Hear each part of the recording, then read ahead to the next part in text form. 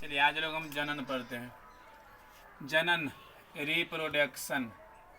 Reproduction जनन वह प्रक्रिया है जिसके द्वारा जीव अपनी जनसंख्या को लगातार वृद्धि करते हैं। जिसके द्वारा जीव अपनी संख्या में वृद्धि करते हैं उसे क्या कहते हैं? जनन कहते हैं। जनन प्रक्रिया जो होती है, अगर जनन हर एक जीव में होती है, और जनन दो प्रकार की होती है, अलैंगिक जनन, लैंगिक जनन। अलैंगिक जनन, लैंगिक जनन।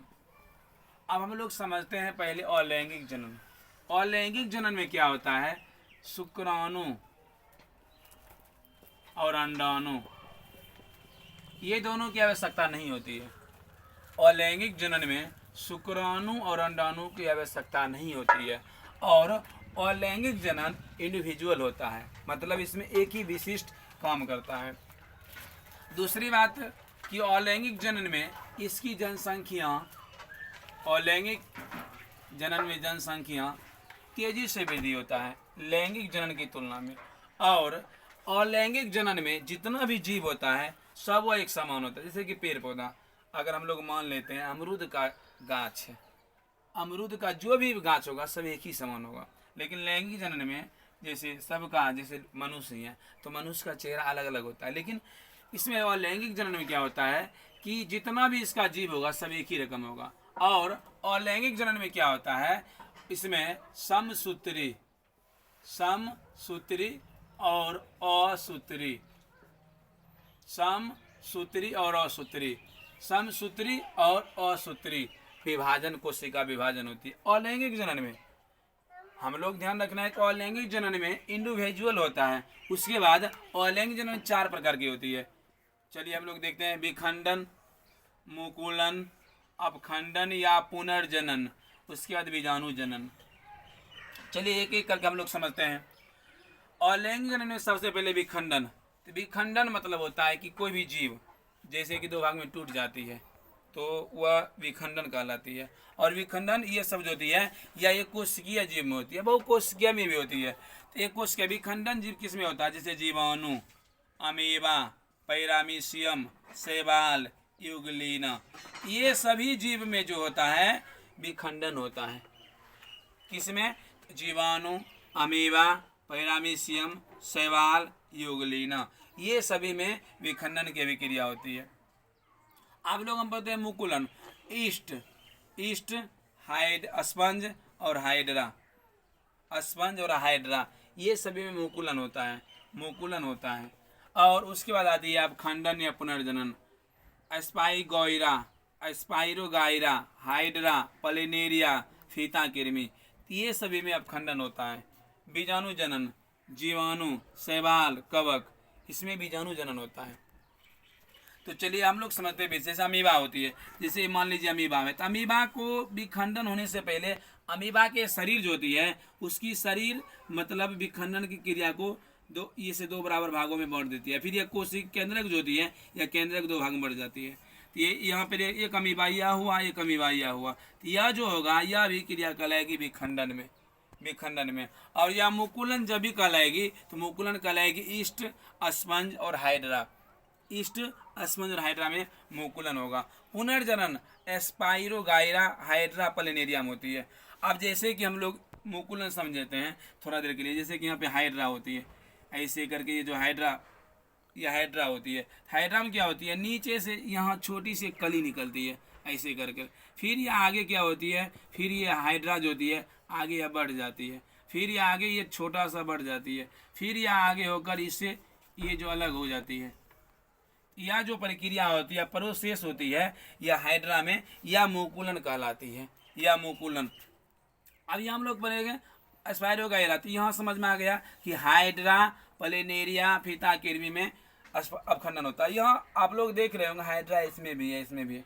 तो कुछ हाइड्रा को जो मतलब वंशज होते हैं उसमें कुछ मतलब मुकुलन भी होता है, कुछ में अपखंडन भी होता है।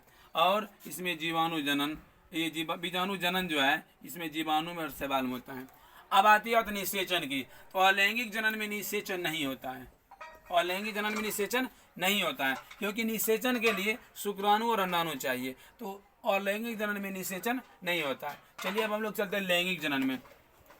लैंगिक जनन में सबसे पहले समझना होगा इसमें निषेचन की प्रक्रिया होती है।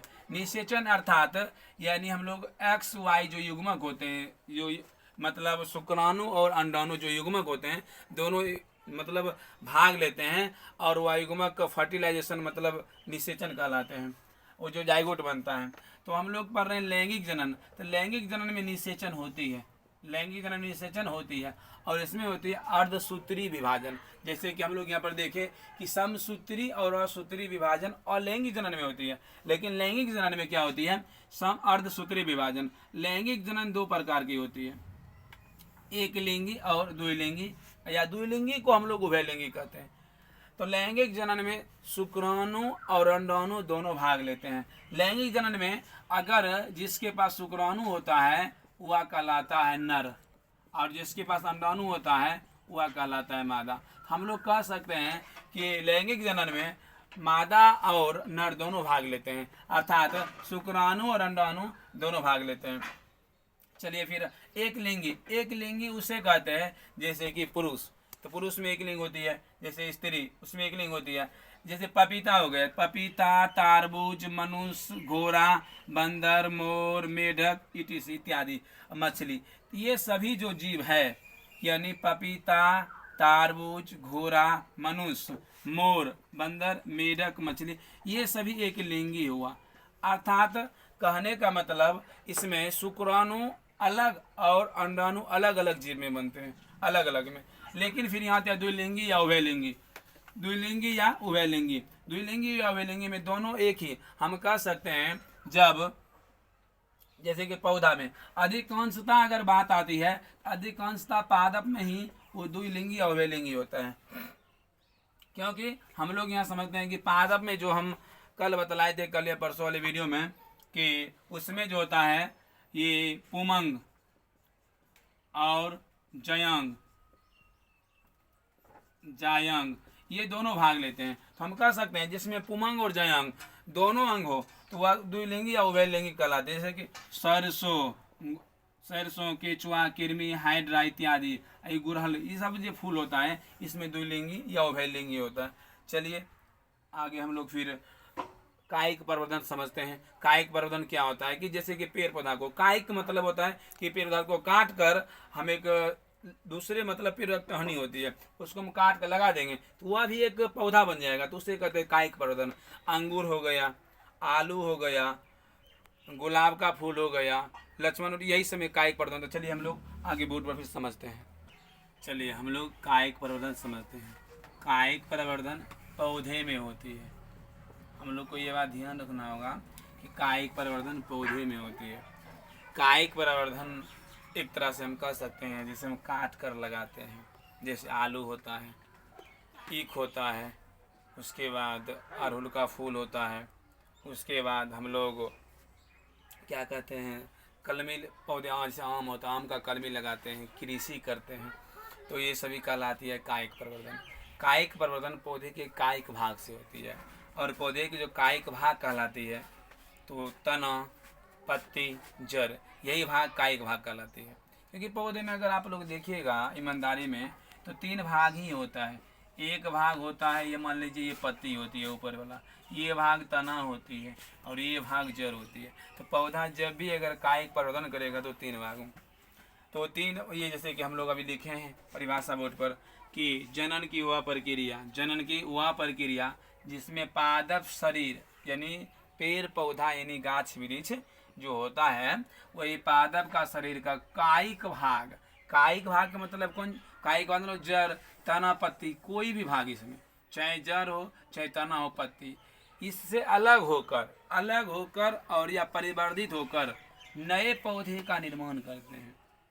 हम बतलाए अभी आपको कि अलग होकर यानी पौधे को, नए पौधे को निर्माण करते हैं। जैसे आलू होती है, आलू का आप लोग गौर से देखेंगे तो आलू में आँख होती है और उस आँख को हम चार भाग में, मतलब जो जितने आँख होती है सब आँख को अलग अलग काट लेते हैं, फिर उसको हम खेत में बो देते हैं तो एक नया पौधा निकालती है। तो वही हम अभी बता रहे हैं कि कायिक भाग जब भी कहेगा तो कायिक भाग मतलब होता है जड़, तना और पत्ती होती है। अगर इससे पेड़ पौधा को अगर कोई मतलब एक नया आदि मतलब विलग अलग होकर एक परिवर्तित एक नए पौधे का निर्माण करते हैं, उससे कायिक परिवर्तन कहते हैं। तो कायिक परिवर्तन आप लोग समझ गए होंगे, क्योंकि कायिक परिवर्तन हम सीधी भाषा में कह सकते हैं जो काट कर लगाया जाता है। जैसे कलमी होता है, आम लीची होता है, केला होता है, संतरा होता है, अंगूर होता है, ईख होता है, यह सब काट कर लगाया जाता है, इसमें कायिक परिवर्तन होती है। चलिए, अब कायिक परिवर्तन दो प्रकार की होती है। कायिक परिवर्तन दो प्रकार की होती है। कायिक इस उदाहरण में दे चुके हैं, अंगूर हो गया, गुलाब हो गया, सजावटी पौधा। सजावटी पौधा का मतलब होता है, आप लोग अभी देखते होंगे शादी विवाह होता है, जैसे कि चाहे लक्ष्मण होती है, बहुत सारा सजावटी पौधे होती है। उस पौधे में क्या होता है, काट काट कर लोग लगाते हैं। तो कायिक परिवर्तन दो प्रकार की होती है। एक होता है प्राकृतिक, एक होता है कृत्रिम। प्राकृतिक जो कायिक परिवर्तन होती है वह जड़, तना और पत्ती से ही होती है। जैसे कि हम लोग लिखे हैं कि कायिक परिवर्तन जो होती है जड़, तना या पत्तियों के द्वारा ही होता है। और यह कायिक परिवर्तन में भी कौन सा परिवर्तन, प्राकृतिक। अगर प्राकृतिक परिवर्तन कहेगा तो प्राकृतिक परिवर्तन मतलब कायिक में जड़, तना, पत्तियों द्वारा होती है। लेकिन या कृत्रिम क्या दूसरा होता है, कृत्रिम। यानी कायिक परिवर्तन दो प्रकार की होती है। प्राकृतिक कायिक परिवर्तन, तो कायिक परिवर्तन दो प्रकार की होती है। प्राकृतिक परिवर्तन अति प्राकृतिक कायिक परिवर्तन और कृत्रिम कायिक परिवर्तन। तो प्राकृतिक परिवर्तन में क्या होता है कि जड़, तना या पत्तियों द्वारा होती है। हम लोग समझते हैं कि यह जो कायिक परिवर्तन होती है तो कायिक प्राकृतिक रूप से जड़, तना या पत्तियों द्वारा होती है। दूसरी होता है कृत्रिम कायिक परिवर्तन। एक बात और हम लोग समझना होगा कि प्राकृतिक कायिक परिवर्तन में ज़्यादा समय लगता है और कृत्रिम कायिक परिवर्तन में कम समय लगता है। जैसे कि कृत्रिम कायिक परिवर्तन और कृत्रिम कायिक परिवर्तन हम लोग खासकर कृषि में करते हैं। किसमें करते हैं, कृषि में। कृषि से कलम लगाना, दाब कलम या बंधन या रोपण विधि, तो यह सभी विधि जो होता है कृत्रिम परिवर्तन मतलब कृत्रिम कायिक परिवर्तन होता है। हम अभी बतलाएं कि आप लोग को कि प्राकृतिक कायिक परिवर्तन और कृत्रिम कायिक परिवर्तन दोनों में अगर पूछेगा ज़्यादा समय कौन लगता है तो प्राकृतिक में लगता है और इसमें कम समय लगता है। दूसरी बात, इसको फूल बनने में भी कम समय लगता है। फूल हो गया, फल हो गया, इसमें जल्दी होता है, लेकिन प्राकृतिक में जल्दी नहीं होता है। जैसे कि हम लोग कृत्रिम में समझते हैं कृषि में, जैसे कि कायिक परिवर्तन, कृत्रिम कायिक परिवर्तन, केला हो गया, संतरा हो गया, गुलाब हो गया, चमेली हो गया, डहलिया हो गया, ईख हो गया, डहलिया, तो यह सभी जो होता है इसमें कृत्रिम होता है। तो हम एक बार फिर से वीडियो को रिकॉल करते हैं कि एक बार देख लेते हैं कि कायिक परिवर्तन जो होती है पौधे में होती है, पौधे में। और कायिक मतलब जड़, तना, पत्ती से अलग होकर एक नए पौधे अपने समान ही बनाएगी। ऐसा नहीं कि आलू का पौधा दूसरे रकम हो जाएगा, हम दूसरे रकम, तो अपने समान ही बनाएगी। दूसरी बात होता है कि कायिक परिवर्तन दो प्रकार की होती है, प्राकृतिक, कृत्रिम। प्राकृतिक कायिक परिवर्तन में ज़्यादा समय लगती है और कृत्रिम परिवर्तन में कम समय लगती है। जैसे कि कृषि को हम लोग कृत्रिम कायिक परिवर्तन के अंतर्गत रखते हैं। और उसके बाद इसमें जड़, तना, पत्तियों द्वारा प्राकृतिक होता है और कृषि दाब कलम या कलम लगाना या कलम बंधन या रोपण विधि द्वारा होता है। चलिए आज हम लोग वीडियो यहीं समाप्त करते हैं।